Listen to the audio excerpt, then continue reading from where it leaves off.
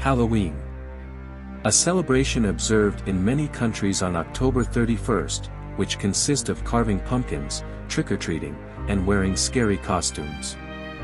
Some theories hold that many Halloween traditions were influenced by Celtic harvest festivals, particularly the Gaelic festival Samhain, which are believed to have pagan roots. But did you know that many of the traditions practiced in the Celtic festivals are close if not the same as today? Join us, as we look at the origins of some of the classic Halloween traditions we know today.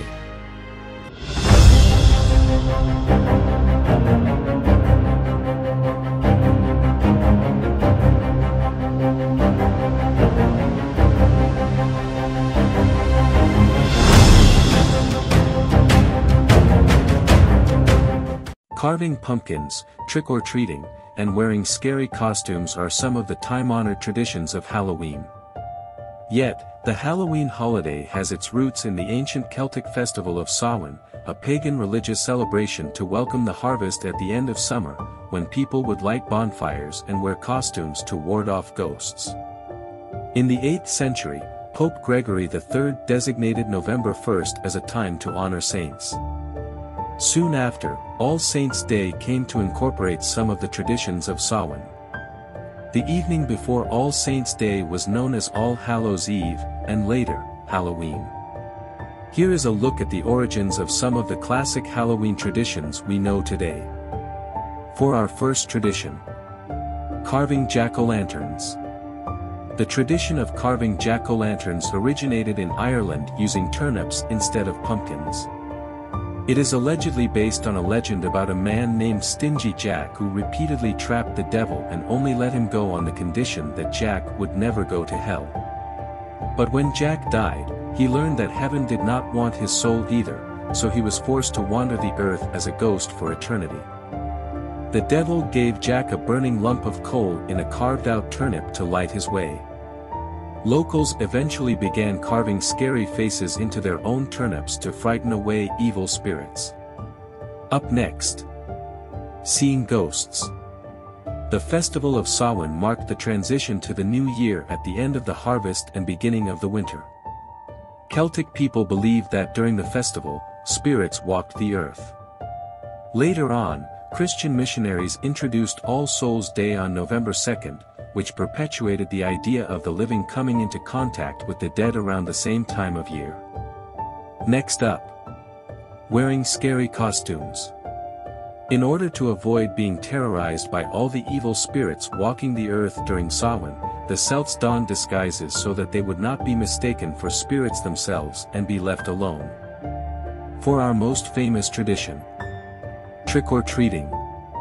There is much debate around the origins of trick-or-treating, but generally there are three theories.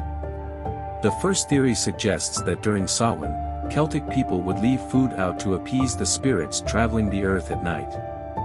Over time, people began to dress as these unearthly beings in exchange for similar offerings of food and drink.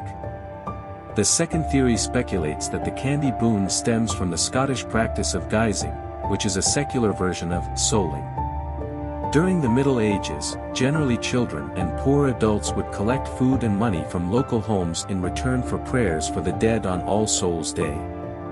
Guisers dropped the prayers in favor of non-religious practices with the inclusion of songs, jokes, and other tricks. A third theory argues that modern American trick-or-treating stems from Belsnickeling, a German-American Christmas tradition where children would dress in costume and then call on their neighbors to see if the adults could guess the identities of the disguised. In one version of the practice, the children were rewarded with food or other treats if no one could identify them. Up next: black cats. The idea of being spooked by black cats dates back to the Middle Ages, when these dark felines were considered a symbol of the devil. It didn't help that centuries later, accused witches were often found to have cats, particularly black ones. People began to believe that the cats were a witch's familiar supernatural entities that would assist in their practice of dark magic, and black cats and spookiness have been linked ever since. For our next tradition: the colors black and orange. The traditional Halloween colors of black and orange also traces back to the Celtic festival of Samhain. For the Celts, black represented the death of summer while the orange symbolized the autumn harvest season. Another popular tradition. Pranking. Playing pranks often varies by region, but some say that pranks started as part of May Day celebrations. But Samhain, and eventually All Souls' Day, also included good-natured mischief. When Irish and Scottish immigrants came to America, they brought with them the tradition of celebrating Mischief Night as part of Halloween. For our final tradition. Bobbing for apples. The game of bobbing for apples has been a staple at Halloween parties for many years, but its origins are more rooted in love and romance.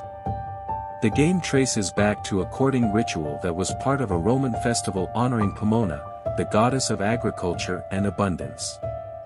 While multiple versions existed, the gist was that young men and women would be able to predict their future relationships based on the game. When the Romans conquered the British Isles in 43 AD, the Pomona festival blended with the similarly timed Samhain, a precursor to Halloween. So, what did you think of the Halloween traditions that have passed down through the ages? Did any of these traditions surprise you? Drop a comment and let me know. Thank you for watching.